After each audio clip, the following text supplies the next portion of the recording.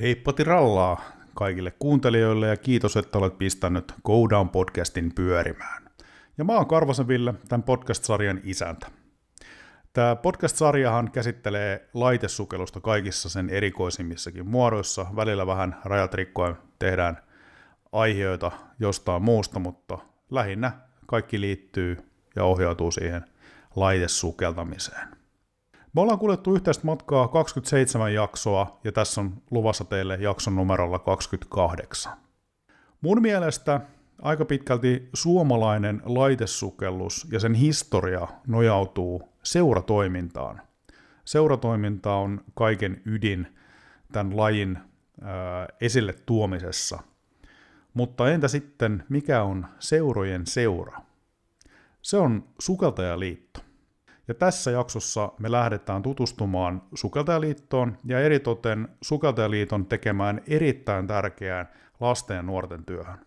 Ja Sukeltajaliitosta mulla on mukana täällä Heli Halava ja Irene Savolainen. Joten sen pidemmittä puheitta, mä sanon sen taas jälleen kerran totutusti teille, eli ota oikein hyvä asento ja nautiskele näistä tulevista rupatteluhetkistä kanssamme. Ei muuta kuin let's go!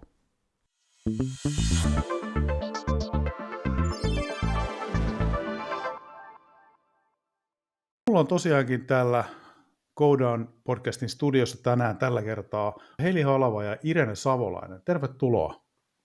Kiitoksia. Kiitos. Hei, otetaan alkuun ihan lyhyet henkilöesittelyt, eli ketä te olette ja mitä teette päivittäin työssänne liitossa. Jos mä vaikka aloitan, eli Halavan Heli ja olen Sukeltajaliitossa nuorisopäällikkönä, eli päätöissä siellä niin sanotusti, ja sitten myös seurakehittäminen kuuluu mun toimialaan, ja olen ollut siellä pitkään niin sanotusti töissä, että olen aikoinaan tehnyt vähän äitiysloman sijaisuuksia ja muita, ja sitten myöhemmin vakinaisesti siellä aloitellut. Ja mun nimi on tosiaan Irene Savolainen. Mä en ole töissä Sukeltajaliitossa, vaan teen vapaaehtoistyötä sinne. Olen tällä hetkellä nuorisovaliokunnan puheenjohtajan hommissa siellä, mutta myös koulutan Sukeltajaliitolle ja teen koulutusmateriaalia ja kaikkea muuta, mitä me suunnitellaan ja tehdään sitten yhdessä muiden nuorisovaliokunnan jäsenten kanssa. Miten te ikinä päädyitte liiton töihin? Mikä oli se polku, mikä johti sinne? Polku on se perinteinen niin sanotusti, eli aika monessa lajiliitossa niin on niin sanotusti alan ihmiset töissä.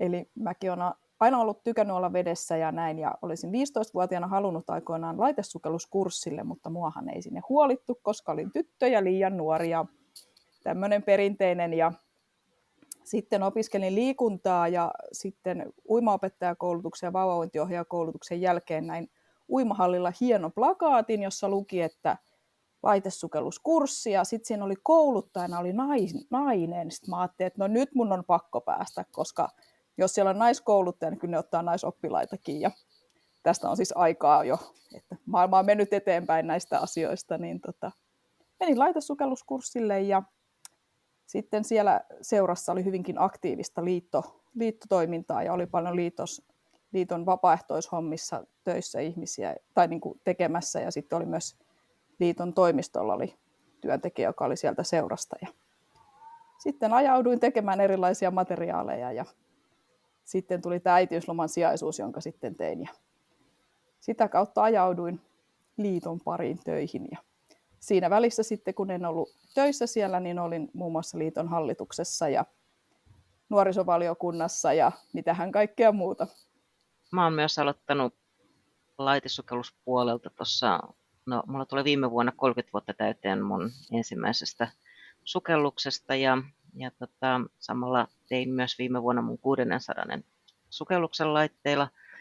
Aina on ollut sellaisia up and down, eli välillä on sukeltanut enemmän, välillä vähän vähemmän, että on itsellänikin 2 aikuista lasta nyt, että silloin kun lapset olivat pieniä, niin en niin paljon sukeltanut laitteilla, vaan sitten olin enemmänkin snorklaamassa.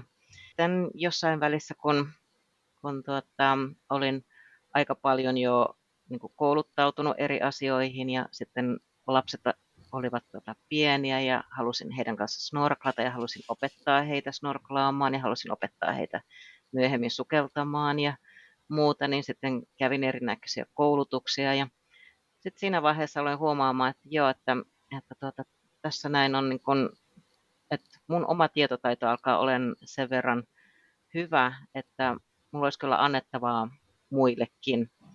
Ja sitten en muista, oliko se Heli vai sitten Helin edeltäjä, joka sitten pikkuhiljaa sitten alkoi niin kuin houkuttelemaan, että joo, no tuut nyt kouluttamaan niin kuin tässä asiassa. Ja niin kuin yhdestä kulmasta otti kiinni ja sitten sen jälkeen siitä se sitten laajeni ja laajeni. Että sitten huomasin, että olin kouluttamassa jo toisiakin kursseja kuin sitä ensimmäistä. Ja sitten sen jälkeen huomasin, että olenkin jo nuorisovaliokunnassa ja siellä kouluttajapuolella ensin ja sitten sen jälkeen se nuorisovaliokunnassa ja sitten muutamia vuosia myöhemmin nuorisovaliokunnan puheenjohtajana, että näin se sitten, siinä sitten myöskin vähän niin kuin ajauduin tähän puolelle, mutta että kivaa on ollut ja kivat on ihmiset sitten täällä ympäristössä, että se on se suola tässä asiassa. Ja myös se, että mä pystyn vaikuttamaan asioihin. Mä pystyn antamaan mun oman kädenjäljen ja mun omat sanat nyt sitten näihin asioihin, mitä me tehdään. Mä pystyn vaikuttamaan siihen, että millä tavalla me koulutetaan nuorisovaliokunnassa ja Suomessa ylipäätänsä, että minkälaisia asioita me otetaan mukaan kouluttamiseen ja mitä me jätetään pois ja mitkä ovat niitä tärkeitä asioita, mitä me Suomessa tarvitaan sitten kouluttamisessa. Että nämä on ollut sellaisia motivaattoreita minulle. No mä olinkin melkein kysymässä just sitä, että mikä on siinä tehtävässä työssä parasta, mutta sä Irena vastatkin siihen, mutta entäs Heli, mikä on sun mielestä niin kuin ihan ehdottomasti sun työssä parasta? Kyllä mä sanon, että kans ne ihmiset, että se, että saa niin kuin tutustua ihmisiin eri puolella Suomea ja tehdä heidän kanssaan töitä ja projekteja ja kaikkea mahdollista, mitä nyt voi vaan kuvitella, niin ollaan tässä kaikenlaista tosiaan tehty, mihin voidaan varmaan palata myöhemmin. Ja sitten se, että kun tämä ei ole niin kuin ikinä valmista ja meillä on iso liikuntakenttä, että tämähän niin kuin tehdään paljon muutakin kuin sitä, niin kuin sukellus tätä, että me tehdään sitä liikunnan ja urheilun hyväksi työtä ja mietitään, että miten saadaan sitä kehitettyä paremmaksi ja vietyä eteenpäin kaiken kaikkiaan. Että meillä on paljon yhteistyötahoja, joiden kanssa me tehdään töitä, että ei tarvitse yksin siellä Sukeltajaliiton toimistolla puurtaa omalla porukalla.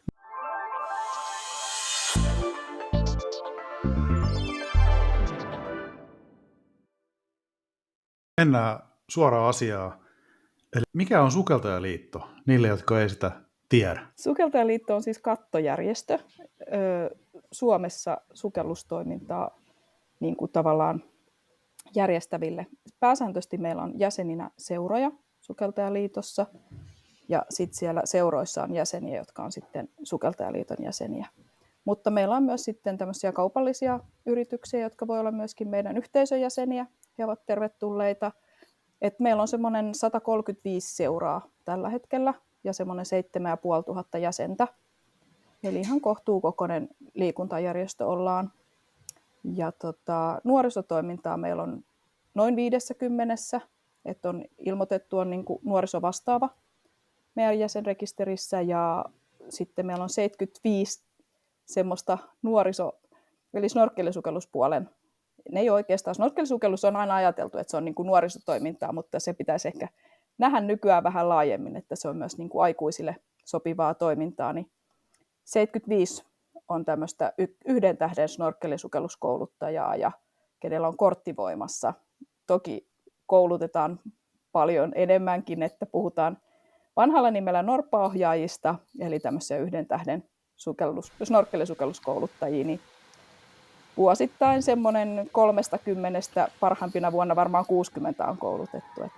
Mutta ihan samalla lailla kuin kaikissa muissa kouluttajakorteissa, niin se on 5 vuotta voimassa ja sitten se kortti vanhenee. Sitten meillä on myös 2 tähden snorkkelisukelluskouluttajia, niin niitä on semmoinen 20 tällä hetkellä, kenellä on kortti voimassa. Hei, pientä lyhyttä historiaa liitosta. Milloin on liitto perustettu ja mikä on ollut se elinkaari tähän päivään asti? No siis toimintahan lähti, niin kuin ensin oli vähän niin kuin seuroja ja sitten seuroista muodostui myöhemmin niin kuin liitto. Sitten sitä lähdettiin, niin kuin, sit kun oli vielä niin kuin nämä ammatilliset, eli oli niin kuin taistelusukeltajat ja palopuolen, eli nykyisen pelastustoimen sukeltajat ja muut, että sitä kautta se on niin kuin lähtenyt näistä ammattilaisista, mutta sitten siinä on myös aika alkuvaiheessa, silloin vielä kun itse valmistettiin uunissa räpylät ja tehtiin lentokoneen valoista sitten sukelluslamput ja muut, niin siinä vaiheessa on sitten ollut myös perheet mukana jo toiminnassa. Eli sinne on otettu sitten sinne sukellusreissuille sitten perheen paremmat puoliskot ja on otettu lapset mukaan ja muuta, että on sitten lähdetty kesällä jonnekin Saaristomerelle tai muuta sitten, niin ne on aika alkuvaiheessa ollut. Et sitä kautta se on niin kuin lähtenyt tavallaan se seuratoiminta sitten, että niin kuin sitä viety eteenpäin. Missä vaiheessa sitten tämä nykyaikaisessa muodossa oleva sukeltajaliitto myös tämän lasten- ja nuorisotoiminnan niin kuin mukaan alkoi ikään kuin toimimaan, että onko siihen jotain virstanpylväs vuotta, että tällöin alkoi tämä? Se mun täytyy tarkistaa, että milloin se on niin kuin ekat ollut se vuosi. Entäs vuosikymmen? 80-luvulla on ollut ihan jo tosi aktiivista toimintaa. Et silleen niin kuin aika alkuvaiheessa kuitenkin niin sanotusti liiton toiminnassa. Ja silloin oli tämmöiset Nuori Suomi-ohjaajakoulutukset. Eli silloin Nuori Suomihan oli valtakunnallisesti iso juttu, niin sitten myös sukelluspuolella oli Nuori Suomi-ohjaajakoulutuksia. Ja sieltä se tavallaan se ohjaajakoulutus on sitten lähtenyt. Että pitkään puhuttiin nimenomaan norppaohjaajista ja edelleen nykypäivänäkin puhutaan vähän niin kuin norppaohjaajista, vaikka heillä on nykyään sitten ihan tosiaan CMS-kouluttajakortit saavat näistä kursseista, kun he läpäisevät. Et se on niin kuin muuttunut ja ehkä arvostus myös tietyllä tavalla noussut, että se ei ole sitä lasten kanssa leikkimistä ja peuhaamista, vaan se on ihan oikeata koulutus- ja ohjaamistoimintaa.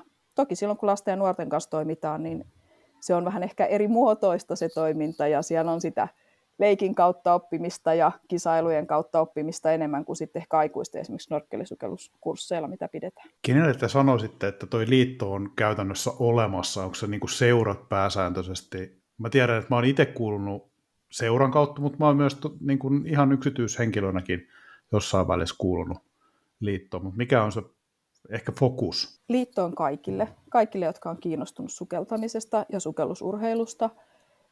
Tosiaan mahdollisuus on se, että sä liityt seuraan, joka on Sukeltajaliiton jäsen, jota kautta sä pääset niin kuin Sukeltajaliiton jäseneksi. Toinen vaihto on liittyä niin kuin henkilöjäsenenä seuraan ja sitä kautta tulla niin kuin liiton jäseneksi. Mitä etuja liitto tarjoaa, jos ajatellaan ihan tällaisella niin kuin henkilötasolla? Että... No, siellähän on esimerkiksi mahdollisuus ottaa ne vakuutukset, että mehän tehdään nykyään yhteistyötä DANin kanssa, ja DANin jäsenyyden kautta on mahdollista hankkia tämä DAN-vakuutus, että se on semmoinen iso, tai semmoinen hyvin näkyvä etu niin kuin jäsenille suoraan. Ja toki sitten se liitto, mikä ehkä näy niin paljon, on se kaikki vaikuttamistyö, mitä siellä tehdään, joka sitten koskettaa ihan tavallisia sukeltajia, esimerkiksi nämä uimahallihankkeet, uimahallien peruskorjaukset ja muut, missä sitten pyritään tekemään sitä vaikuttamistyötä ja saadaan myös sukeltajille sopivia uimahalleja. Että välillä aina tulee se tilanne, että no, tehdäänpä tästä viihdekylpylä ja otetaan 4 metrin syvyys pois ja on sitten 2 metriä tai 2,20 enää syvää ja muuta. Että niissä ollaan sitten niin kuin mukana. Samoin sitten ihan tämmöinen seurojen tukeminen, josta tietysti seuralaiset hyötyy vahvasti. Autetaan siellä, että saadaan hyvä hallinto seuraan, saadaan kestävän kehityksen mukaista toimintaa sinne seuraan. Ja sitten tietysti ihan se vaikuttamistyö ihan ylipäätään, että myös jäsen voi päästä vaikuttamaan ja kaikki meidän tehtävät on niin sanotusti avoimia, eli luottamustehtävät niin on avoimia, niihin voi kuka tahansa hakeutua. Ja aina toki toivotaan, että uudet ihmiset tulisi mukaan ja näkisi sitä toimintaa, että mitä siellä sitten tehdään. Mistä liitto löytyy? Fyysisesti ja silleen ei niin fyysisesti? Fyysisesti on tuolla Pitäjänmäellä Helsingissä, eli sporttitalossa, missä meillä on, mitähän meitä on, 30 lajiliittoa varmaan tällä hetkellä siellä, eli aika iso tämmöinen lajien yhteiskeskittymä. Ja meitä on 400 työntekijää siellä niin sanotusti töissä, eli siellä kaiken sportin keskellä. Paikalle ei kannata tulla ilmoittamatta, että ei välttämättä löydä meitä työntekijöitä aina sieltä. Eli voidaan olla tuolla tekemässä niin sanotusti maakunnissa töitä tai sitten ollaan jossain palavereissa ja muita. Että aina kannattaa sopia sitten, mutta yleensä ollaan saatu sovittua ne tapaamiset ja muut. Ja sitten meillä on myöskin siellä mahdollisuus, että siellä on semmoinen aulapalvelu, josta voidaan sitten tarvittaessa sinne voidaan jättää tai sinne voi tuoda sitten juttuja. Että silleen ollaan kuitenkin niin kuin arkisin auki. Mutta helpoiten meidät ehkä tavoittaa sitten joko sähköpostilla tai puhelimella tai muita kanavia pitkin.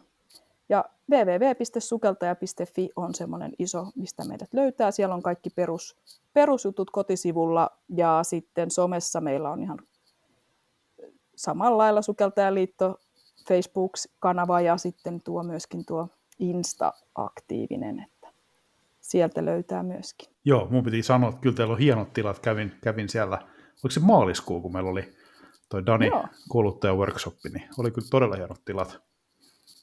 Mutta en tule kyllä niin kuin ilmoittamaan, että seuraavan kerran kun tuun, niin soittelen. Joo, ja tosi mielellään tavataan ihmisiä, että ihan rohkeasti ottakaa yhteyttä, niin tosi hauska nähdä ihmisiä eri puolilta. Että jos vaikka joku pääkaupunkiseudun reissu tulee, niin olkaa yhteydessä.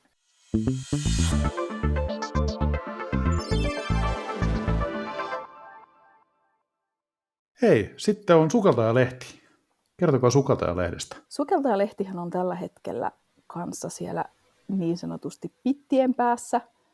Eli aikaisemmin meillä on ilmestynyt Sukeltajalehti ihan paperisena ja nyt sitten on siirrytty tämmöiseen digitaaliseen versioon. Ja nyt en ihan vielä voi kaikkea paljastaa, mutta ensi vuonna on sitten vähän ehkä uusia tuulia tulossa.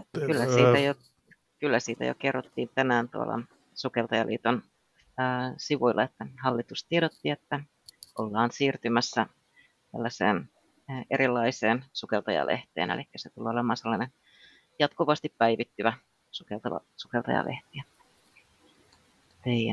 Ei enää sitten 4 kertaa vuodessa ilmestyvä, mitä se tällä hetkellä on. Mutta siitä sukeltajalehdestä sen verran myös, että kaikki materiaali, mitä sinnekin tulee, niin sehän on myös vapaaehtoisten tekemää, että se on mun mielestä todella laadukasta, hienoja valokuvia, siellä on hyvää materiaalia, että mun mielestä se on ollut tosi laadukas lehti kyllä aina. Ja nyt siihen tulee ehkä enemmän sitä vuorovaikutusta ja niin kuin tavallaan helpommin lähestyttävä, että suositellaan, että otetaan sitten aktiiviseen seurantaan sitten.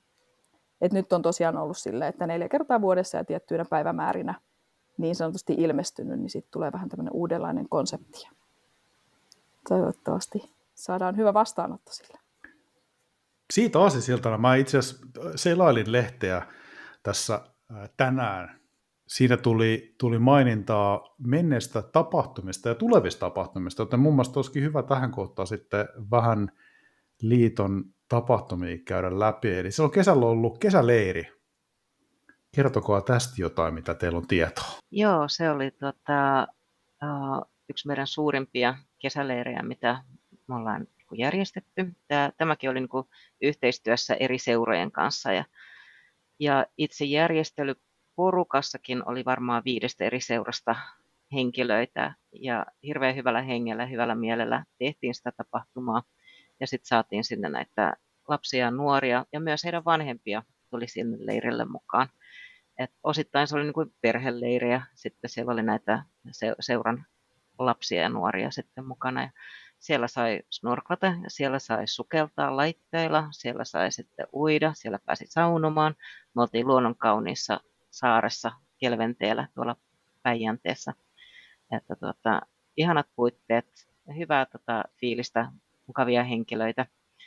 Ja mä joskus kysyin yhdeltä osallistujalta, joka oli käynyt jo 2 tällaisella leirillä, meidän leirillä, ja sitten kysyin häneltä, että mikä on se juttu, että miksi sä haluat tulla vielä uudestaan, vielä 3.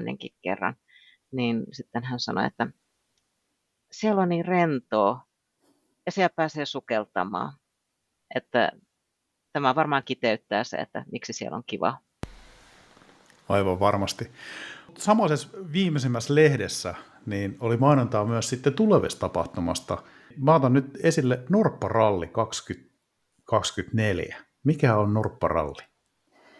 Norpparalli ei ole ralliautoilla ajettava ralli jossain Saimaalla, vaikka onkin tänä vuonna nyt Kouvolassa, vaan Norpparalli on nimenomaan lasten ja nuorten ja heidän ohjaajien tietyllä tavalla leikkimielinen, mutta tietyllä tavalla on tosissaan otettava kilpailutapahtuma, jossa on erilaisia snorkkelisukellustehtäviä niin siellä pinnan alla kuin pinnan päälläkin. Ja sitten siellä on 3 eri sarjaa ja sitten aina välillä myös ohjaajasarja, niin kuin tänäkin vuonna, niin pääsee myös ohjaajat sitten kokeilemaan, että miten ne omat taidot oli.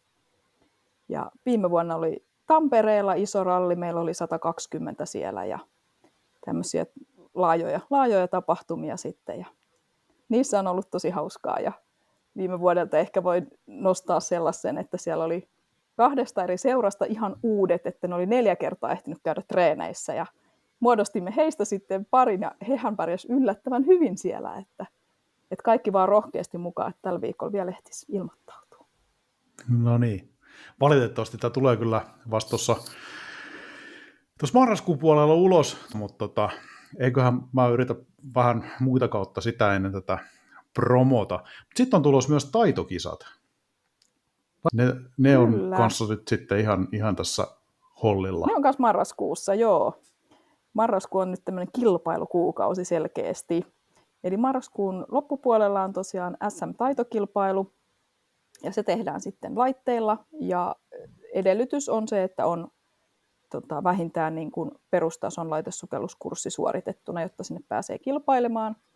Rohkeasti laitettiin nyt, siellä on lapset, nuoret ja aikuiset samassa sarjassa, että voi aina miettiä, että onko se hyvä vai huono asia, erityisesti aikuisten kannalta, että nämä varsinkin ketkä on tuolta norppatoiminnasta siirtynyt sitten esimerkiksi laitesukelluspuolella, niin he on aika taitavia siellä veden puolella, niin saa nähdä nyt, miten sitten käy siellä kisoissa. Ja tosiaan siellä on vähän sama idea, eli tehtävä rataa tarjolla. Siinä katsotaan, että miten hyvin hallitset itsesi ja varusteet ja pystyt tekemään annettuja tehtäviä. Ja poikkeuksellisesti tänä vuonna niin siellä on 2 rataa, jotka pitää suorittaa. Että ei riitä, että suorittaa yhden, vaan pääsee suorittaa 2 rataa. Seuraavana isona aiheena on ollut sitten vähän niin kuin teidän vastuualueiden esittely tuossa lasten ja nuorten sukellusharrastuksessa, mutta mennään ihan suoraan niin kuin syvään päätyyn. Eli mikä on liiton tavoite nuorisotyössä? Miten tärkeä nyt tuo nuorisotyö? Miten te näette, että miten tärkeää se on liiton toiminnassa? Siis se on ihan valtavan tärkeä. Että kyllähän seurojen jatkuvuuden kannalta on tosi tärkeää, että siellä olisi niitä lapsia ja nuoria, josta kasvaa sitten niitä sukeltajia. Se, että tuleeko niistä laitesukeltajia, tuleeko niistä jonkun sukellusurheilun harrastajia, tuleeko niistä snorkkelisukeltajia ja tuleeko niistä niitä tulevia seuran niin kuin hallinnon pyörittäjiä ja muita, että ne urapolut pitäisi ehkä, tai mä näen, että ne urapolut pitäisi olla nuorille tosi avoinna. Eli että ei laiteta niitä samaa muottia, että jos sä oot norppatoiminnassa ja kasvat siitä niin sanotusti yli-ikäiseksi, niin sit susta tulee ohjaaja. Vaan että olisi niin kuin mahdollisuus tehdä useita eri asioita mahdollisesti siellä seurassa. Ja aina sanonkin, että kun nuo pojat tulee tuohon noin 15, tytöt tulee 15 ikää ja sitten alkaa olla sitä mopoa ja muuta, niin kyllä niitä saattaa se seuran venekin ja kalusto ruveta kiinnostelemaan, että pääsisi niitäkin roplaamaan, että otettaisiin niitä rohkeasti mukaan sinne seuran toimintaan.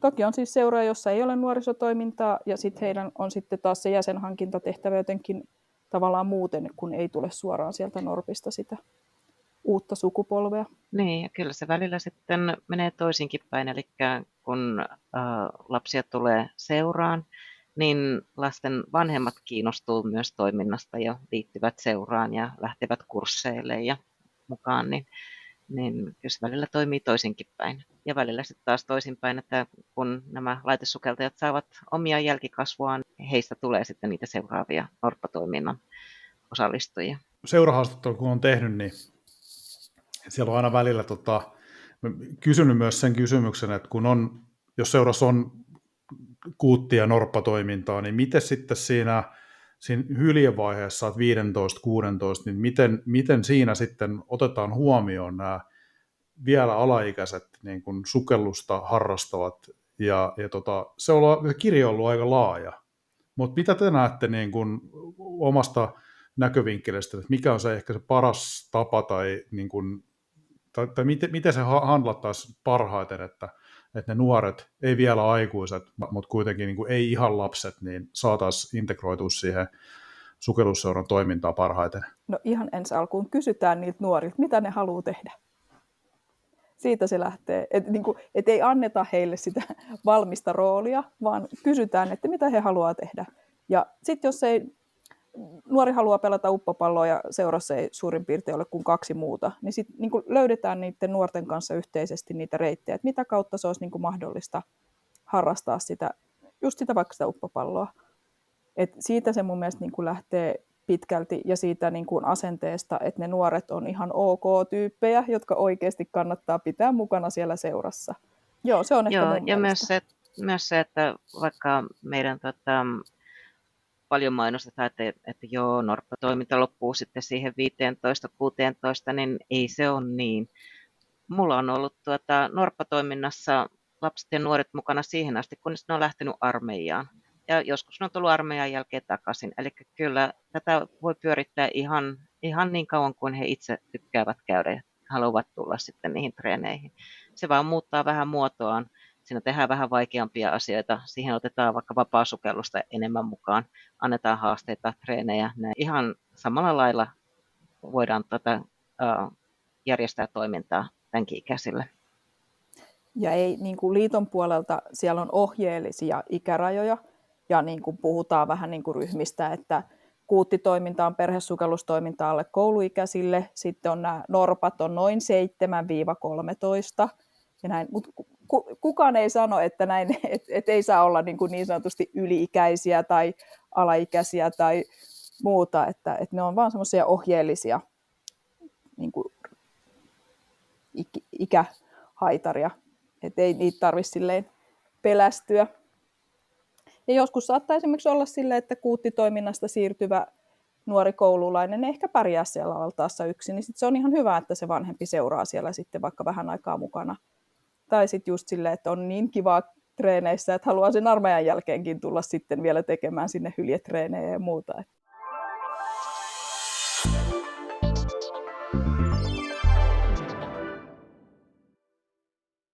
No entäs sitten, hei, mitkä on ollut isommat haasteet tässä sä mainitsit Heli nuo uimahallit, ja tuossa tuli aikaisemmassa jaksossa, kun helsinkiläistä sukellusseuraa H2Ota haastattelin, niin he näki sen hallivuorojen vähäisyyden niin kuin isona haasteena. Niin miten liitto, miten sanot, että auttaa myös sitten tässä työssä ehkä yhteistyössä niin kuin muiden tahojen kanssa. Mitä se konkretisoituu? Onko se niin, että liitto vähän tekee tämmöistä niin kuin painostustyötä kaupunkien suuntaan, mutta mitkä on ne haasteet ja miten ne taklataan? Isompia haasteita on varmasti se, että Suomessa on loppujen lopuksi aika vähän uimahalleja, ja ne on sitten sieltä 70-luvulta, pahimmillaan niin sanotusti 60-luvulta, eli ne on käytännössä isojen peruskorjausten tarpeessa, jos niitä ei ole tähän mennessä peruskorjattu. Ja nuorisotoiminnassa sitten myöskin se, että myönnetään semmoisia vuoroja, jotka on joko tosi myöhään illalla, joka ei sitten lasten ja nuorten toimintaan sovi, tai sitten on, monet sukellusseuroissa työtä tehneet, niin tietää, että ne on sunnuntai lauantai-aamuna kello 8.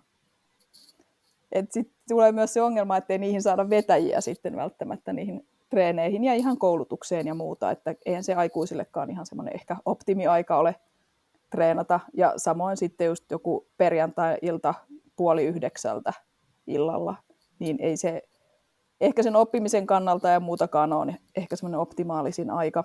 Toi korjausvelka on semmoinen iso asia. Peruskorjaushankkeessa, kun kuullaan, niin pyritään sitten auttamaan ja kertomaan, että mitä muualla on tullut esiin, että mitä siinä olisi hyvä siinä peruskorjauksessa sitten tosiaan huomioida, ja sitten jos on näitä tyyliin altaiden madalluksia ja muita, niin yritetään niihin sitten vaikuttaa, että saatetaan soittaa suoraan sinne kunnan päättäjille tai laittaa kirjelmää yhdessä seurojen kanssa.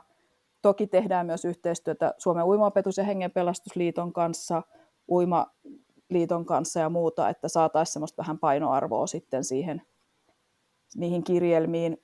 Ja sitten uusissa hallihankkeissa tietysti pyritään vaikuttamaan siihen, että seura saisi hyvät tilat. Ja esimerkiksi ihan semmoinen yksinkertainen asia, että saataisiin semmoinen ovi, mistä voisi esimerkiksi sukelluskamat kantaa suoraan sinne altaan reunalle, ettei tarvitse niin kuin kaikkien tilojen läpi viedä sitä hirveätä arsenaaliin, niin sekin on jo niin kuin iso asia sitten, että voi tuntua pieneltä, mutta auttaa kyllä sitten kummasti sitä arjen pyörittämistä siellä seuroissa. Joo, ne on ehkä semmoisia isompia päällimmäisiä, mitä on. Ja toki sitä vaikuttamistyötä siitä, kun aikoinaan sukellusseurat, tämä on taas sitä, muistellaan vanhoja, niin ei saatu vuoroja sen takia, koska sukeltajat näkee siellä pinnan alla muut uimarit, niin ei voida mennä yleisövuoroon. Joo, no ehkä ne nykyajan uimalasitkin on aika tehokkaita, että kyllähän niilläkin ne toiset uimarit siellä näkee siellä altaassa. Mutta suurin on ehkä se, että laitesukelluksessa totta kai meillä on paljon sitä tavaraa ja muuta, ja sitten jos me ollaan siellä pohjalla ja joku ui päältä ja muuta, niin siinä toki turvallisuusasiat ihan on semmoisia isoja, mitkä pitää huomioida, ja samoin kun meillä on norppatoiminnassa on niitä räpylöitä ja muita, niin se, ettei sitten niitä muita uimareita, yleisuimareita siellä sitten potkittaisi niillä räpylöillä ja muuta, niin se on ihan ymmärrettäviä syitä, mutta hienosti toimii yleisövuoroilla monet nuorisoryhmät ja myöskin aikuisten ryhmät toimii siellä yleisövuorolla, että en näe itse siinä ongelmaa, että se on vähän näitä vanhoja peruja, mitkä olisi ehkä hyvä sitten näyttää toteen, että näin ei ehkä enää ole. Näettekö aktiivisuuden jonkin asteisena haasteena tai aktiivisuuden puuttumisen? Sukelluksessa on vähän sama kuin muissakin urheilussa, että ostopalveluna kiitos, haluan ostaa nyt tämän palvelun, eikä olla valmiita tekemään sitä vapaaehtoistyötä siellä seuroissa. Et kyllähän se on iso haaste. Seuroissa ei juurikaan ole palkattuja työntekijöitä, kun sitten taas jossain isoissa palloseuroissa saattaa olla, että siellä on useampikin palkattu työntekijä ja muuta, niin se on vähän eri asia sitten kuin se, että pyöristetään täysin vapaaehtoisvoimin toimintaa. Onko siihen teiltä mitään näkemyksiä, että miten tätä aktiivisuutta saataisiin ehkä parhaiten parannettua niin, että ihmiset osallistuisivat sen oman seuran toimintaan tai just siihen lasten ja nuorten puoleen? Onko siihen jotain niin kuin oikopolkua tai taikaa? Mä luulen, että se lähtee ihan ihmisistä, niistä, jotka ovat siellä seurassa, kuinka he ottavat vastaan muita ihmisiä ja houkuttelevat mukaan ja toimivat kummeina ja jonkin aikaa sillä tavalla niin kuin ohjaavat siihen ja pikkuhiljaa sitten saavat jostain kulmasta napattua tämän henkilön sitten mukaan siihen toimintaan, niin se on pitkä polku, mutta useimmiten sitten tosi antoisaa sitten siinä vaiheessa, kun saa nämä henkilöt sitten sitoutumaan ja huomaamaan, että joo, tämä on tosi mukavaa kuitenkin, että ei tätä tarvitse pelätä, ja varsinkin jos lähtee sieltä kulmalta, että teet vain yhden pienen asian meidän eteen, ja kun se onnistuu, niin no, tässä olisi seuraava sitten pieni asia, jonka voisi niin kuin tulla tekemään meidän kanssamme. Että tätä on pohdittu mun mielestä jo viimeiset 10 vuotta, että kuinka saadaan aktiivisuutta lisättyä tai saadaan vapaaehtoistoiminta jälleen niin kuin nousuun, mutta siihen ei varmasti ole mitään yhtä viisasten kiveä, että kovaa työtähän se vaatii sitten. Se vaatii sitä ihmisten kohtaamista, eli sitä, että oikeasti kohdataan ja nähdään ne ihmiset siellä ja kysytään heiltä ja tavallaan toivotetaan tervetulleeksi, että se on ajoittain tutkimuksissa nousee just se, että koetaan, että on vähän kuppikuntaista ja ei löydy sitä omaa niin kuin sukellusparia esimerkiksi sieltä seurasta ja muuta, että mikä on tosi silleen surullista kuulla, että sen takia just sitä semmoista kohtaamista ja kysymistä ja niin kuin, että otetaan siitä ihmisestä niin sanotusti koppia siellä seurassa. Meillä oli tuossa muutama vuosi takaperin oli tuommoinen maailmanlaajuinen pandemia, korona, niin näettekö sen jollain tavalla vaikuttaneen tuohon aktiivisuuteen ja miten niin kuin seuratoiminta on mennyt eteenpäin tai taaksepäin tai jämähtänyt johonkin? Kyllä itse huomaan omassa seurassani, että kyllä se on vaikuttanut ihan siihen, että ihmiset eivät käy enää uimahallilla esimerkiksi tapaamassa toisiaan. Tällaiset niin kuin ulkoilma-aktiviteetit, nehän ei olleet silloinkaan kiellettyjä, niin se oli hyvin suosittua myös pandemian aikana ja edelleen sen jälkeenkin, eli kyllä ne vetää. Mutta sitten tällaiset muut niin kuin koulutustoiminta tai sitten seuran näihin erinäköisiin kokouksiin osallistumista ja näin, niin kyllä se on siihen vaikuttanut, että aika paljon on hiipunut. Että seurat, joilla tuntuu, että se tai ei ole enää sitä aktiivisuutta, niin mä luulisin, että se vaatii vaan sen, että on aloitettava alusta, eli lähdettävä sitten pikkuhiljaa nostamaan ja kouluttamaan sitten porukkaa sitten uusiin toimintoihin ja uusiin tällaisiin rooleihin. Joo, olen ainakin huomannut, että ja olen kuullut muualtakin, että on samanlaisia suuntauksia ollut. Ja kyllä se näkyy liittotasollakin ihan samalla lailla, että kokouksiin osallistuminen on vähäisempää. Ja sittenhän me niin kuin vastattiin siihen tavallaan siinä vaiheessa, että meillä oli seminaareja ja muuta, että saatiin sitten ja etäosallistumiset kokouksia ja muita mahdollistettiin sitten. Yksi, mihin se on isosti vaikutti, on koululaisten uimataito. Eli käytännössä nuoret, jotka hakeutuu nyt sukelluksen pariin, niin joudutaan oikeasti katsomaan, että osaavatko he uida. Eli kun uimataito tipahti sieltä 76% 50 risaan kuudesluokkalaisten uimataito. Tutkimusten välissä tässä, niin joka toinen siis käytännössä nuorista lapsista ei osaa uida kuudesluokkalaisista, niin kyllä me niin kuin opetetaan uimaan lapsia ensin ja sitten sukeltamaan. Toki sukellushan on yksi vesitaitavuuden elementti, että siinä mielessä meillä on todella merkittävä rooli sukellusseuroissa ja muussa, että saadaan nämä oikeasti niin kuin vesitaitavaksi nämä lapset, että ei puhuta pelkästään siitä uimataidosta, vaan myös siitä vesitaitavuudesta. Ja siis mun mielestä musta oli hienoa nämä meidän sukellusseurat tässä pandemia-aikana, kun sitten meni halleja kiinni ja muuta, niin sitten löydettiin niitä luovia tapoja, että sitten pystyttiin tekemään kuitenkin kursseja ja niin kuin pystyttiin kouluttamaan uusia sukeltajia ja järjestettiin sitä toimintaa sitten niiden rajoitusten sallimissa puitteissa, että hattua nostan kaikille meidän sukellusseuroilla, että löydettiin keinoja. Ehdottomasti. Mitä sellaisia konkreettisia juttuja, oliko se sitten osallistujien määrien karsiminen tai mitä sieltä niinku kaikkea sitten tehtiin näitä luovia tapoja? Koulutuksia järjestettiin sitten silleen, että niinku osittain niinku enemmän avovedessä tehtiin harjoituksia, tehtiin netin välityksellä teorialuentoja, että lähdettiin ihan sieltä niinku tekemään niitä. Ja sehän on jäänyt.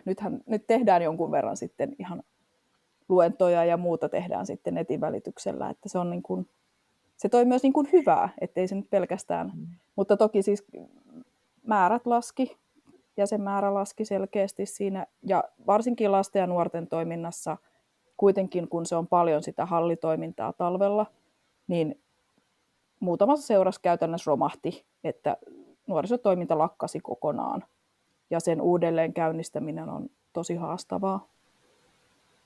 Mutta siinä toki tuetaan ja neuvotaan, annetaan vinkkejä, että mitä kautta lähteä tekemään ja mistä löytää sitten niitä ohjaajia ja muita. Tuossa puhuttiin aikaisemmin noista liiton tapahtumista niin ja kisoista, niin millä muulla tavalla se niin kuin konkretisoituu se teidän tekemä työ niin kuin siellä seuratasolla? Mitä kaikkea niin kuin liitolla on, en nyt sano tarjota, mutta miten se konkretisoituu käytännössä? No, mitä liitto tarjoaa seuroille, niin on paljon materiaalia, että minkälaisia kursseja voi järjestää, ja ihan se, että siinä vaiheessa kun olet käynyt jonkun kurssin loppuun, oli se sitten snorkkelisukelluskurssi tai laitesukelluskurssi, niin ja saat siitä sitten sen kortin, niin ne painetaan liiton toimistossa, ne tulee sieltä. Joo, mä näen, että se materiaalitoiminta on yksi näistä isoista asioista. Nuorisopuolelta, jos ajatellaan, niin meillä on paljon erilaisia vaihtoehtoja sitten tarjota materiaalipuolella ja lisää on tulossa koko ajan.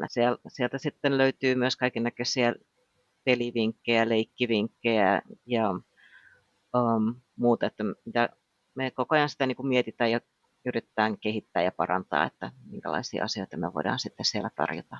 Kunhan selaa vaan sitten Sukeltajaliiton sivuja, niin kyllä sieltä sitten löytyy materiaalipankista kaikennäköistä hyödyllistä ja käyttökelpoista materiaalia.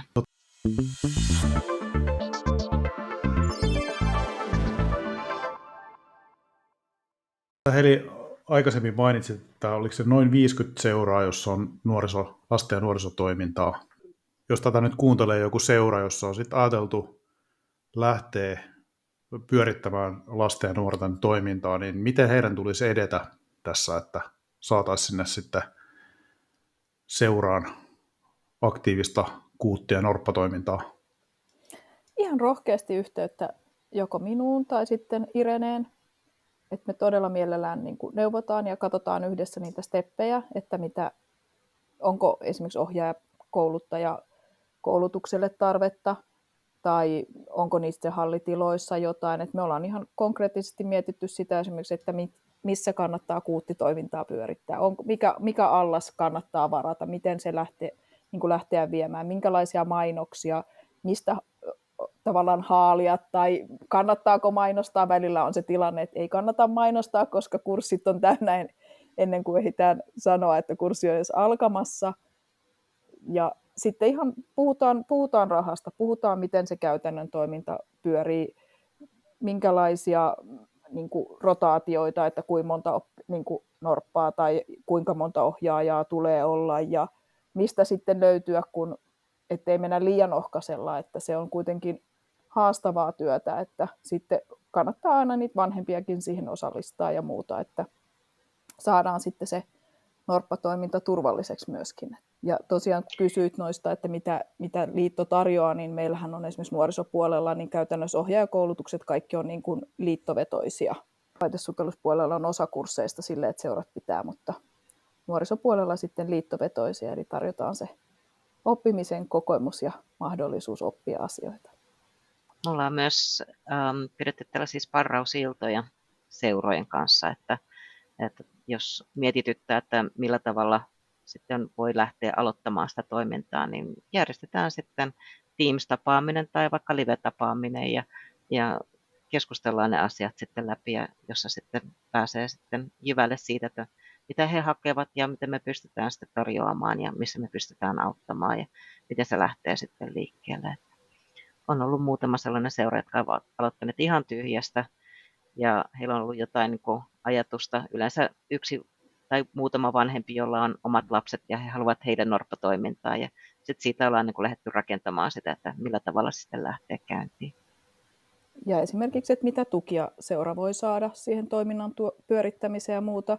Ihan kohta avautuu seuratuki, eli toi ministeriö jakaa X määrää rahaa, johon sitten pitää tehdä hyvät hakemukset, että saa, niin ihan niitä hakemuksiakin myös sparrataan sitten ja autetaan seuroja tekemään semmoisia hakemuksia, joilla sitä rahaa voi sitten saada ja ylipäätään kerrotaan, minkälaisia niin kuin mahdollisuuksia on saada avustuksia eri puolilta ja kunnilta ja eri järjestöiltä ja muuta, että semmoisessa. Ja sitten on niitä joskus, että tulee puhelinsoitot, että apua, mulla on illatreenit ja mun pitäisi tehdä tämmöinen, että mikä olisi hyvä harjoite, niin ihan sellaisiinkin puheluihin vastataan ihan mielellään ja autetaan sitten eteenpäin, kun tulee semmoinen lukko, että ei tiedä mitä tekisi norppien kanssa. Tai on esimerkiksi haastavia norppia jollain tavalla, niin sitten yhdessä mietitään, että mitkä on ne tukitoimet tai miten voidaan soveltaa toimintaa, jotta lapsi ja nuori pystyy olemaan mukana siellä toiminnassa. Te molemmat mainitsitte tuossa äsken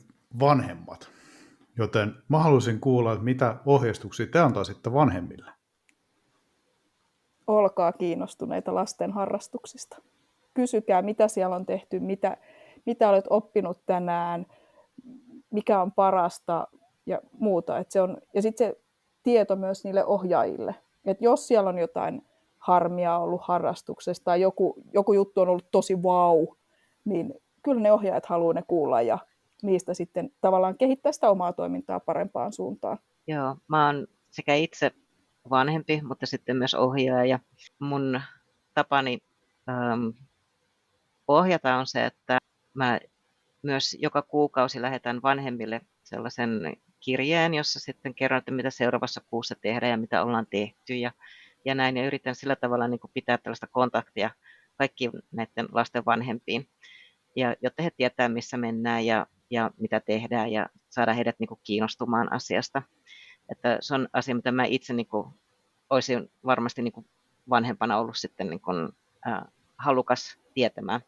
Ja se myös luo sitä luottamusta siihen, että sitten kyllä nämä vanhemmat tulee kertomaan minulle, että jos heillä on tilanteessa jotain haastetta tai jotain vaikeutta tai lapsella on joku sairaus tai muu, ettei pääsekään sit treeneihin tai on pidempää aikaa pois tai näin, niin se sitten auttaa tietysti meitä. Ja sitten me pystymme paremmin niin kuin suhtautumaan, että jos joku lapsi kiukuttelee, niin ei se olekaan sitten ohjaajan syytä, vaan se voi olla sitten joku muukin taustatekijä sitten siinä, että ne monesti niin kuin unohtuu sitten tuossa arjen työssä. Mutta kyllä sitä palautetta kuulee näiltä lapsiltakin itseltään. Mun mielestä mä olin eilen illalla vetämässä 2 tai 3 treenisessiota ja näisessä 8-vuotias lapsi sitten siinä lopussa sanoi, että hei, tämä oli ihan niin kuin me oltaisiin leikitty koko ajan, vaikka kyllä me ihan kovasti uitiin ja snorklattiin ja sukellettiin ja opittiin uusia taitoja, mutta se oli mun mielestä ihan paras palaute, että kun lapsi sanoi, että ihan kuin me oltaisiin vaan leikitty koko ajan. Hei, nyt kun me ollaan käsitelty tämmöisiä vähän niin kuin, en mä nyt tiedä, ei tylsiä asioita, mutta mennäänkö vielä tylsempää asiaa, eli niin kuin se käytännössä, ei tylsä asia, mutta se, että mikä on se lapsen ja nuoren polku, kun se aloittaa sen snorkkeliharrastuksen ja se sit ikään kuin siirtyy, eli mikä on se taival niin kuin kuutista norpaksi, hylkeeksi, laitesukeltajaksi? Se voi olla mitä vaan. Me ollaan siitä erikoinen laji, että siitä drop-out-porukkaa muista vesilajeista tulee meille, kun meille ei välttämättä ole pakko treenata 5 kertaa tai 8 kertaa viikossa, vaan sä voit sen oman kiinnostuksen mukaan tehdä sitä harrastusta. Niin meille tulee sitä yli 15-vuotiaasta, 13-vuotiaista, jotka on päättänyt, että ne ei halua tehdä toituneesti jotain lajia. Toki meillä on, niin kuin puhuttiin, niin meillä on kilpalajeja ja meillä on norpparallia ja muuta kilpailullistakin elementtiä siellä. Ja ihan varmasti treeneissäkin tulee kilvoitteluja ja kilpailuja, mutta se ei ole samanlaista. Se voi olla, että se aloittaa silloin 3-kuisena siellä vauvauinnissa. Ja sieltä alkaa se ura. Meillä on näitä ohjaajia muun muassa, jotka ovat aloittaneet. Olemme Irenen kanssa heitä siellä ihan pienenä ohjanneet ja nyt ne on siellä meidän ohjaajakollegoina ihan tasavertaisina. Tai sitten voi olla tosiaan, että aloittaa 15-vuotiaana tai muuta, että se ei ole niin silleen, kun jossain tietyissä lajeissa on, että mennään seuraavaan ikäluokkaan. Niin, että ei ole semmoista progressio. Ei. Mun on pakko jakaa tähän, että mulla on sitten taas mun oma tytär, niin hän sitten snorkkeliharrastuksesta niin kuin lähti kilpailemaan, että sinänsä niin kuin se oli lepposaa, että oli se kerran viikossa tai kerran 2 viikossa treenit, ja nyt on 4 kertaa viikossa niin kuin sitä uimaharrastustreeniä, mutta mennään nyt näin. Niin kuin, ja olette varmaan samaa mieltä, että on koko toiminnan niin kuin peruste on varmaankin se uimataidon parantaminen. Niin kuin sanottiinkin jo, että uimataidot on se taito on vähentynyt tuossa niin kuin nuorten ja lasten niin kuin ikäryhmässä niin kuin pahasti. Joo, ja kyllähän me aina sanotaan, että me ei olla niin kuin uimakoulu, että kun he tuo lapsia, niin oppiiko lapsemme täällä uimaan?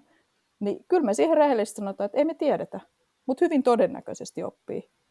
Niin kuin toi, mitä sanoit tuosta, että palaa takaisin, niin tämähän on myös laji, jota voi harrastaa niin kuin muiden harrastusten ohella.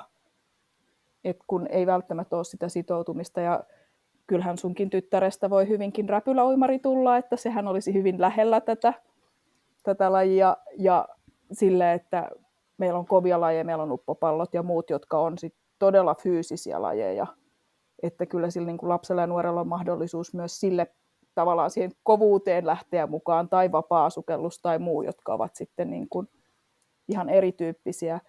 Ja meidän laji on ehkä semmoinen, voisiko sanoa, että vaatii sit vähän sitä pääkoppaa niin sanotusti, eli kuitenkin täytyy tehdä asiat turvallisesti, ja sitten ne haastaa myös siinä henkisellä puolella aika vahvasti.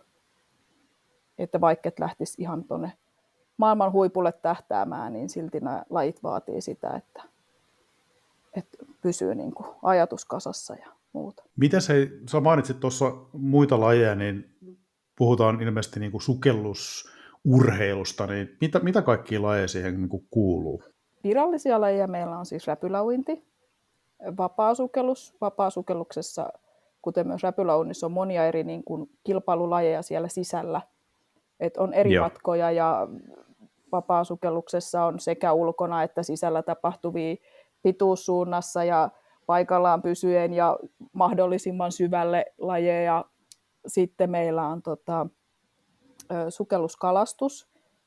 Ei mennä niillä paineilmalaitteilla, niin kuin kaikki ajattelee. Me annetaan kaloille mahdollisuus, eli vapaasukeltaen ja harppuun alla käydään sitten kalastamassa. Irena, autas nyt vähän, mitä kaikkea muuta meillä on vielä.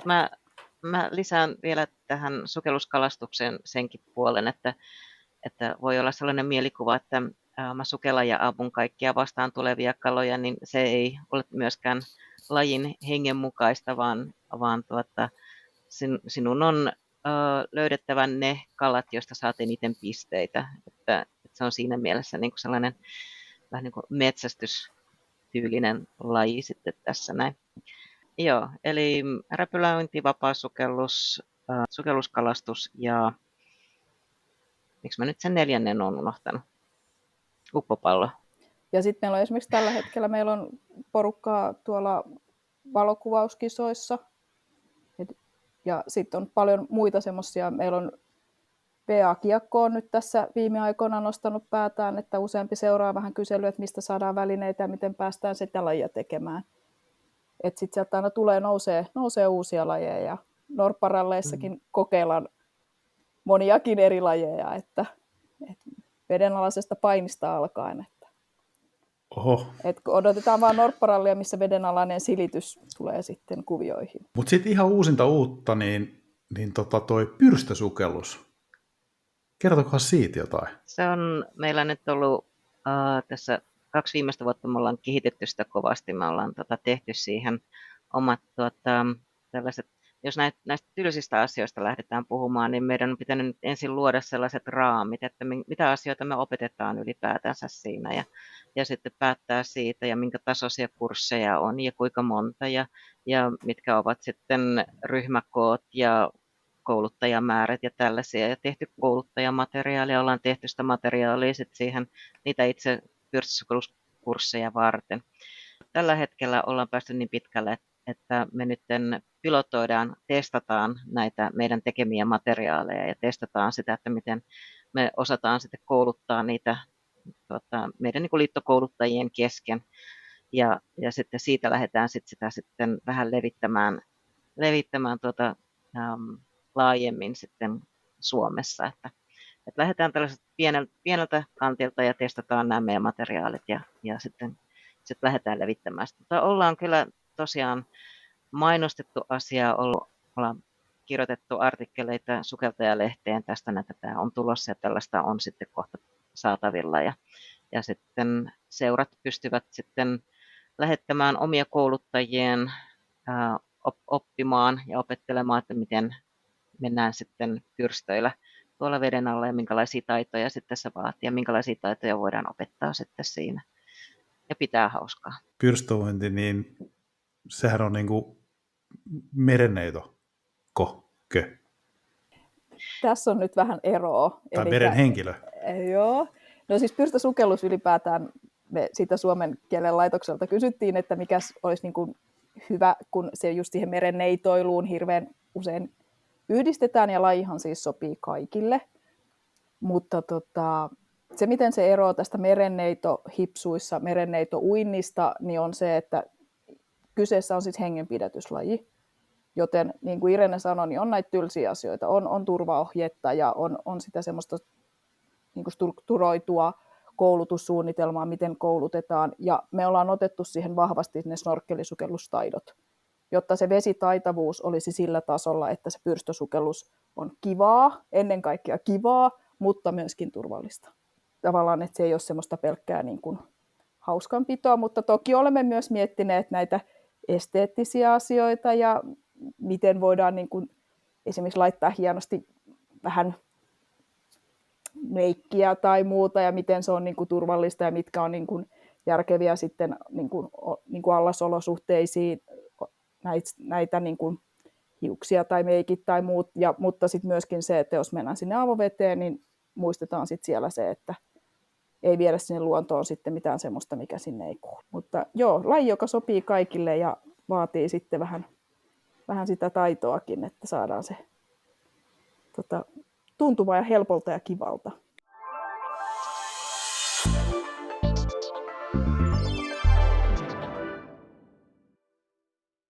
Sitten varmaan seuraava kysymys mulla on se, että kun on puhuttu tässä eri lajeista ja eri tavoista toimia, ja teiltä myös sitä ohjaajakoulutusta saa, eli me saadaan tämä toimintaa pyörimään, niin miten käytännössä, niin miten tulla ohjaajaksi? Siihen on yleensä 2 tietä.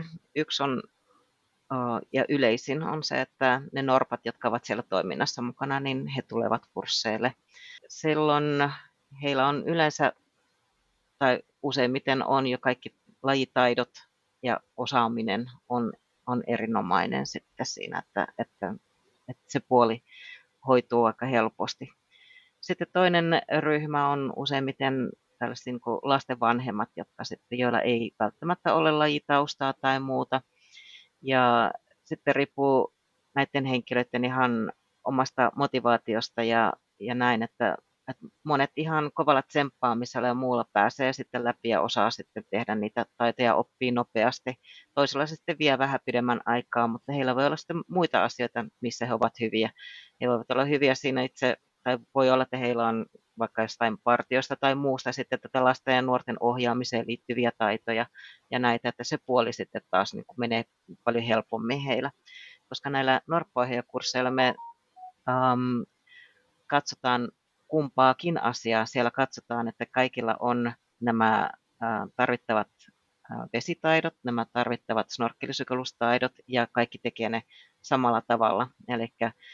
Eli jos tulee lapsi, joka on vaikka Joensuussa käynyt norppatoiminnassa ja toinen Turusta, niin heidän ohjaajat ovat opettaneet heitä näyttämään samalla tavalla OK-merkkiä tai tekemään jättiaskeleen veteen samalla tavalla, että näitä asioita me testataan siellä norppaohjaajakurssilla. Toinen asia, sit, mitä me siellä testataan, on se, että me laitetaan heidät opettamaan pienryhmissä sitten jonkun taidon, että miten tämä henkilö ohjaa, että miten hän osaa ottaa lapset huomioon, miten hän osaa ottaa turvallisuuden huomioon, miten hän osaa käyttää apuohjaajaa siinä sitten hyväkseen ja näin. Niin nämä on nämä 2 isoa elementtiä, mitkä siellä kursseilla tulee sitten vastaan. Ja tosiaan 15-vuotiaana pääsee ohjaajakurssille ja yläikärajaa meillä ei ole. Eli kaikenikäiset pääsee, ja tuossa kun Irene sanoi just näistä meidän taitavista norpista, joista kasvaa ohjaajia, niin kyllä meillä on ollut myös esimerkiksi aikuisia, joilla on kova halu päästä ohjaamaan ja muuta. Ja sitten siellä on omassa pikkulammikossa ulkona harjoiteltu niitä taitoja, jotta niin kuin täytetään ne vaatimukset sit sinne ohjaajakurssille ja muuta. Toimin myös sit siinä asiassa niin kuin tuutorina, että jos joku on kiinnostunut ohjaajaurasta ja miten hän miettii, että miten hän pääsee sinne kursseille ylipäätään ja mitä ne vaatimukset on ja miten niitä voi suorittaa ja muuta, niin siinä ollaan sitten apuna. Ja varsinkin näitä meidän nuoria tuutoroidaan sitten ja autetaan uralla eteenpäin, ohjaajauralla eteenpäin ja autetaan myös keskustelemaan vaikka sen seuran suuntaan, jos jostain syystä siellä on sitten haastetta siinä, että ei ehkä kohtaa ne ajatukset. Kaikki nämä kurssille pääsyvaatimukset, niin löytyy ihan myös tuolta Sukeltajaliiton sivuilta, että sieltä voi materiaalipankista käydä katsomassa, että mitkä ovat vaatimukset eri kursseille, niin ei pitäisi tulla yllätyksenä. Kiitos. Hei, mitä mä mietin tämmöistä vielä, että minkälainen on tuo kansainvälinen yhteistyö muiden vastaavien lajiliittojen kanssa? Miten Sukeltajaliitto toimii niin kuin tässä kansainvälisessä yhteistyössä? Toimitaan aika vahvasti ja tietysti totta kai Pohjoismaiden kesken meillä on ihan säännöllistä tämmöistä ja niin kuin tavallaan myös eri lajien niin kuin, että nuorisotoiminnan ja esimerkiksi soveltavan sukelluksen osalta meillä on yhteistyötä, niin kuin vahvaa yhteistyötä Pohjoismaiden kanssa, koulutusmateriaalien kanssa. Meillä on aikoinaan Tanskasta tullut iso määrä koulutusmateriaalia, jota me ollaan sitten käännetty ja tehty sitten siihen niin omat lisäykset. Että kyllä se on silleen niin kuin vahvaa se yhteistyö. Ja tosi mielenkiintoista, että mehän ollaan aikoinaan oltu myös Tanskassa esimerkiksi snorkkelisukellusleireillä, että on napattu Suomesta X määrää nuoria ja lähetty heidän kesäleirille. Ja sitten taas just soveltavan sukeltamisen kohdalla kaikki Pohjoismaat ollaan vähän samassa tilanteessa, niin nyt tehdään sitten vahvasti tämmöistä yhteispohjoismaista soveltavan sukeltamisen materiaalia ja ylipäätään sitä käsitystä, että miten tätä soveltavaa sukeltamista tehdään Pohjoismaissa.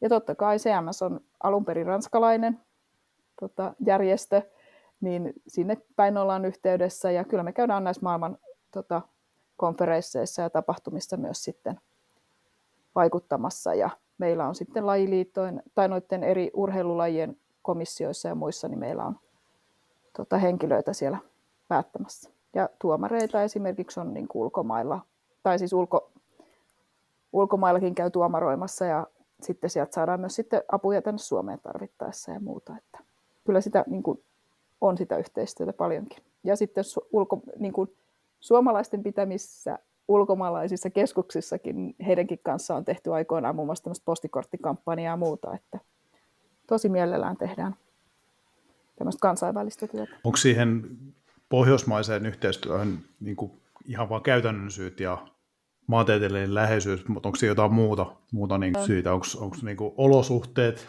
Totta kai olosuhteet on meillä aika samanlaisia ja se vaikuttaa esimerkiksi tämä kylmyys, vesien kylmyys ja muu tällainen, niin helpompi sitten puhua heidän kanssaan, puhutaan samaa kieltä sitten näistä asioista. Ja jotenkin ehkä semmoinen ajatusmaailma siitä niin kuin sukeltamisesta, että vaikka tietyllä tavalla sukeltaminen on kaikkialla vähän niin kuin samanlaista, mutta sitten siinä on kuitenkin semmoisia nyanssieroja, niin se on helpompaa ehkä pohjoismaalaisten kanssa. Niin, mä luulen, että se tulee aika pitkälti siitä, että meillä on aika pitkälti 2 kautta, että meillä on niin kuin se avokausi ja sitten on se ehkä semmoinen talvinen kausi, jolloin ei niin kuin ulkona esimerkiksi niin paljon kuitenkaan sit toimita, että mä luulen, että se on varmaan just se selittävä tekijä siinä. Hei, mulla alkaa olemaan mun kysymyspatteri aika rutikkuiva tällä hetkellä. Ollaan käyty niin kuin todella paljon niin kuin asioita läpi, mutta ihan viimeisenä niin kuin heittona, niin mikä on teidän mielestä tulevaisuuden visio niin kuin nuorisotyössä, varsinkin tämän lajin suhteen? Mihin tätä tulee kehittyä? Syvä hiljaisuus. Mä epäilen, että tässä tulee vähän semmoista niin kuin 2 koulukuntaa. On ne, niin kuin, jotka hakee niitä elämyksiä ja ehkä vähän vähemmän aikaa viihtyy. Ja sitten meillä on ne, jotka haluaa sen yhteisön. Et sukellusyhteisöhän on tosi vahva, niin haluat olla osa sitä yhteisöä ja olla niin kuin pitemmän aikaa mukana. Tuosta ajatuksesta mä otan kiinni. Toi on kyllä oikeasti aivan mielettömän hyvä. Niin kyllä. Siinä oli mun kysymykset, mutta mä toivoisin, että jos teillä olisi jotain terveisiä sanottavana tuolle kuuntelijakunnalle, niin nyt on sana vapaa, jos aloitetaan vaikka Irenestä. Jos teillä on lapsia, jotka haluavat päästä mukaan johonkin vesitoimintaan, niin sitten vaan ottaa yhteyttä lähimpään paikalliseen seuraan ja kysyä, että pääseekö mukaan. Ja monesti, niin kuin Heli vähän aikaisemmin jo sanoikin, että ei välttämättä aina kannata mainostaakaan niitä, että voi olla, että siellä on toimintaa, mutta eivät vaan mainosta sitä sillä hetkellä. Et rohkeasti vaan sitten mukaan ja kokeilemaan. Ja jos ei yhden seuran toiminta sitten ollutkaan sitä, mitä itse niin kuin hakee, että jos siellä olikin sitten mielikuva oli väärä, niin sitten kokeillaan vielä toisestakin seurasta, minkälaista toimintaa siellä on, että ei sitten lannistu siitä ensimmäisestä kokeilusta. No mä ehkä sanoisin sen, että olkaa rohkeasti yhteydessä. Mä en ole pelkästään jäseniä varten, vaan mä oon ihan kaikkia varten. Ja niin vanhempia kuin mahdollisia uusia jäseniä, kuin nykyisiä jäseniä, kuin seuralaisia, kuin yhteistyökumppaneita ja muuta, että vaan rohkeasti yhteyttä, ja sitten jos en osaa vastata, niin sitten ohjaan kollegoille ja muille työkavereille sitten niitä asioita eteenpäin. Sukellus on hieno laji, ja jotenkin haluaisin kaikille sanoa, että kokeilkaa kaikkia mahdollista sukeltamisen parissa, että sieltä voi tulla niitä suuria aha-elämyksiä sitten, ja vaikka olisi pitkään sukeltanut, niin sitten tulee niitä ihania. Mä sain eilen itse semmoisen aha-elämyksen tuolla. Irene piti meille vähän pyrstösukellusta, niin sain tämmöisestä kouluttamisesta ja oppimisesta semmoisen suuren aha-elämyksen. Ja se oli ihan mahtavaa. Kuitenkin tässä jonkun aikaa on jo ehtinyt itsekin kouluttaa ja olla töissä, niin aina niitä tulee niitä uusia juttuja ja sitten niitä uusia ihmisiä. Ja sitten mä en valitettavasti muista kaikkia, mutta monet muistaa mut, niin saa tulla sitten nykäiseen, että hei, että moikka. Hei, iso kiitos. Meillä on mennyt varmaan, ei nyt puolta vuotta ihan, mutta niin kuin monta kuukautta meni, että saatiin järjestettyä ne aikataulut yhteen, ja mä oon tosi kiitollinen, että pääsitte podcastiin ja keskustelemaan todella tärkeästä ja teille lähellä sydäntä, mutta myös mulle lasten ja nuorten työ ja tämän harrastuksen ja lajin niin kuin eteenpäin vieminen. Mutta iso kiitos teille. Kiitos. Kiitos.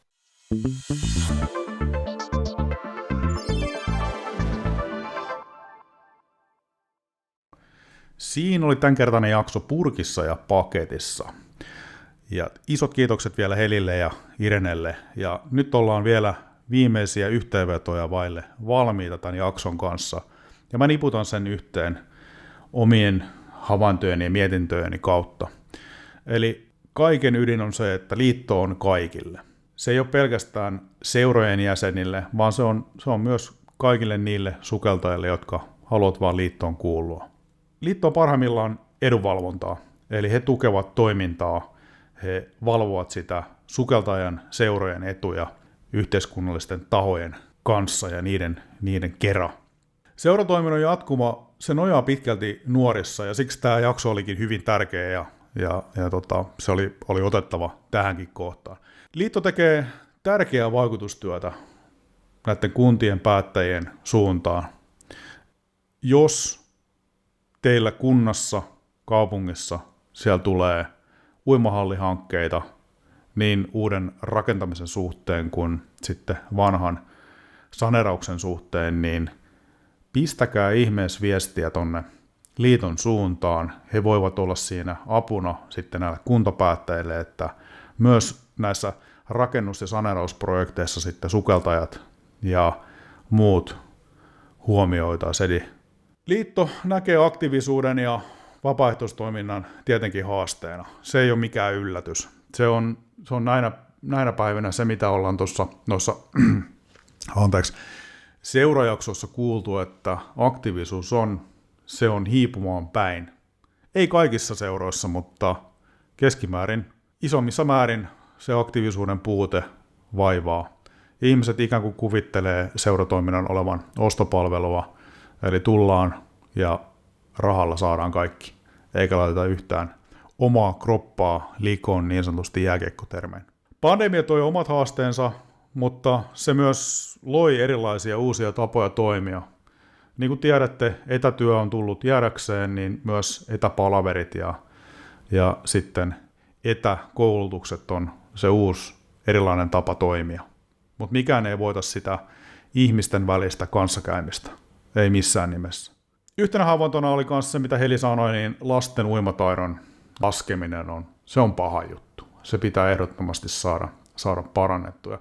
Tämä ei ole Sukeltajaliiton asia, tämä on ihan meidän kaikkien asia. Eli viekää ne lapset sinne uimakouluihin, valvokaa, uikaa heidän kanssaan, tehkää kaikki se, koska uimataidosta kaikki lähtee. Se lähtee laitesukeltamistakin siitä, että on perusteet osata uida.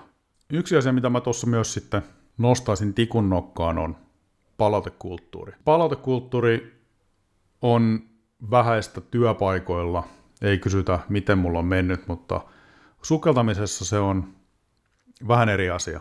Me sukeltajat jokaisen sukelluksen jälkeen kysytään tai tehdään edes pieni debriefi siitä, miten on mennyt. Käydään mielessä läpi, että mitkä on ne parannuskohteet ja ehkä pyritään sitten sen kautta seuraavilla sukelluksilla tekemään joitain asioita sitten toisin, jotta sitten se kehitys vaan tulisi paremmaksi. Ja tässä on tosiaan niin kuin vanhemmille ohjeistusta. Eli olkaa kiinnostuneet siitä lasten harrastuksesta, kysytään siltä lapselta ja kerrotaan palaute eteenpäin sitten siellä seuran norppatoiminnassa. Ja tämä oli myös hyvä havainto siitä, että miten sitoutetaan noita putoutumisvaarassa olevia 15-16-vuotiaita, 17-vuotiaita, ei vielä täysi-ikäisiä harrastelijoita. Eli kysytään niiltä, mitä te haluatte, eikä oleteta mitään, että hei, näin pitäisi toimia. Ja mun mielestä pätee kyllä ihan niin kuin aikuistenkin laitesukellusharrastukseen. Eli se palautekulttuuri pitäisi olla semmoinen, että mitä te haluatte tässä seurassa, näinpä se pitäisi mennä. Kysytään ihmisiltä, kysytään jäsenistöltä, koska se jäsenistö, se tekee sen seuran, ei seura seuraa. Ja tosiaan lajin tulevaisuus kuvaa pitkälti seuraa ja aktiivisuutta. Heli mainitsi 2 polun, ne jotka etsivät lyhytnäköisesti elämyksiä ja sitten oli ne, jotka etsivät sitä yhteisöllisyyttä. Ja tässä taitaa olla se avain kehittää just sitä toimintaa. Yhdessä ton palautekulttuurin kanssa. Eli rakennetaan sitä yhteisöllisyyttä, tehdään hyviä, hyvin toimivia, aktiivisia sukellusseuroja, kysellään mitä te haluatte ja toimitaan sen perusteella.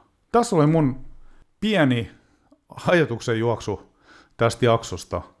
En mä tiedä, oletteko te samaa mieltä, mutta näin mä jotenkin koen sen asian ja on ollut kyllä hyvinkin onnellinen siinä suhteessa, että on saanut olla mukana seuroissa ja seuratoiminnassa jo hyvin pitkään ja aika pitkälti se on näin juuri mennyt.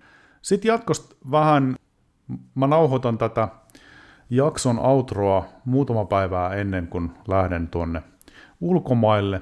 Ajattelin, että mä sieltä kasaan semmoisen monologin, missä saatte sitten jossain vaiheessa sen pikaisen ekstran, että mitenkä on Kroatian sukellukset menneet, mutta en nyt vielä lupaa yhtään mitään, katsotaan miten se tulee menemään.